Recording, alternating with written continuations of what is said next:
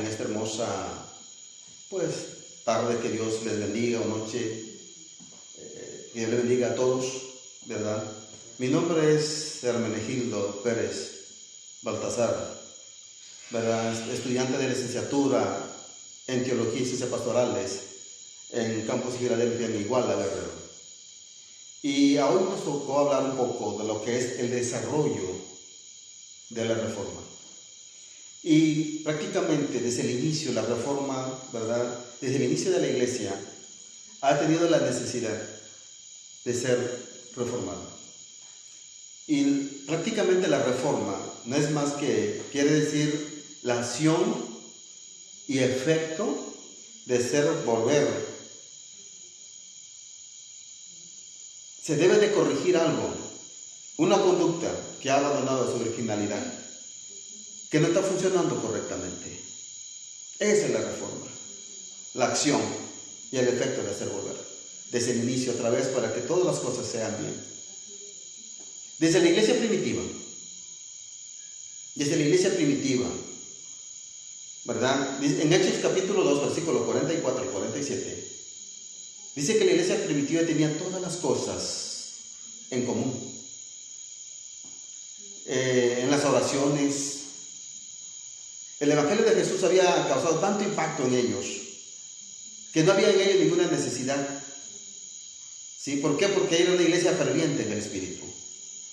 ¿Sí? Dice que ellos convivían, tenían todas las cosas en común y convivían con alegría, con ese gozo, con ese corazón sincero, limpio. Así era la iglesia primitiva. Y todos los que vivían a su alrededor veían ese gozo de esa iglesia tan ferviente. Pero algo pasó en ellos. Algo pasó en ellos. Aquellos que habían creído en el Evangelio. Aquellos que habían creído en Jesucristo. Aquella iglesia que estaba siendo ferviente en el Espíritu. Y aquella iglesia que inició bien desde el comienzo. Dice que aquellos que repartían el alimento a las viudas, ellos, hablando de lo que repartían el alimento, sentían más aprecios por las viudas hebreas que por las viudas griegas. Así que era necesario una reforma. Mis queridos hermanos, y vemos que esto es necesario.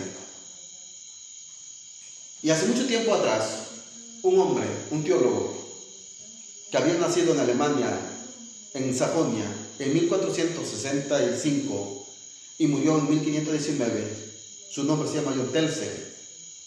Este varón, este teólogo, este filósofo, dice que en el año de 1503 empezó a predicar sobre las indulgencias.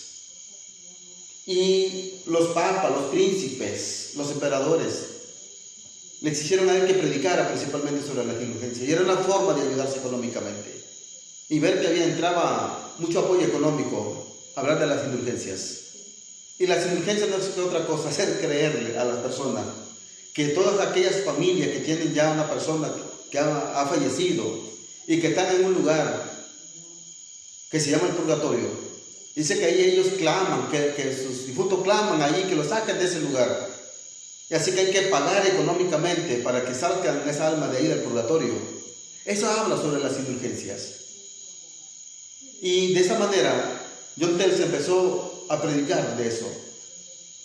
Y esto llegó a oído de Martín Lutero, allí en Winterberg.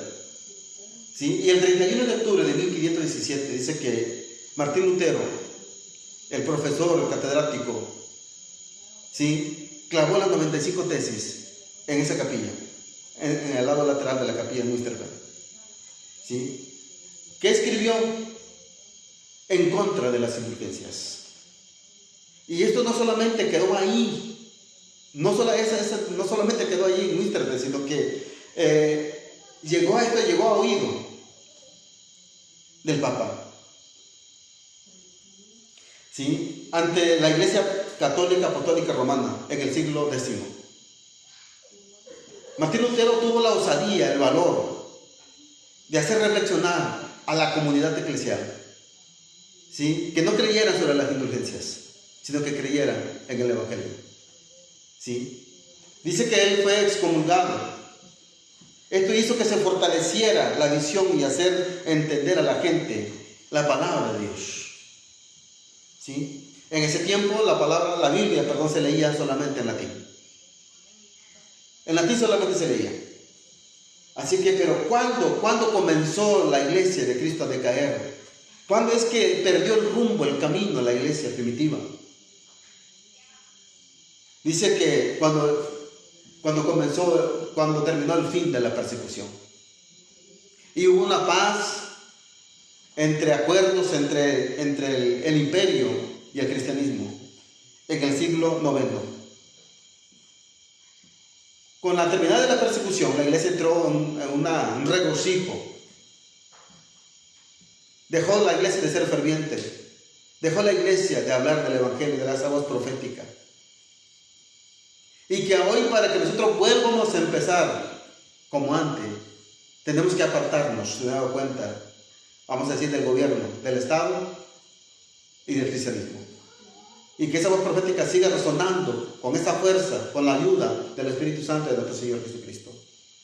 Yo admiro verdaderamente a Martín Lutero por su valor, la osadía de poner sus 95 tesis ahí en la capilla de Muisterberg, en Sajonia. Y a él no le importó si fue excomulgado, porque fue excomulgado. Eso no le importó a él. Y de esa manera nosotros debemos de trabajar y ser usados por el Señor. Así que ahora, este 31 de octubre de 1517, se cumple los 500 años de la Reforma Protestante. ¿Sí? Y esto es parte del tema, mis queridos hermanos, del desarrollo de la Reforma. Que Dios le bendiga grandemente. Amén.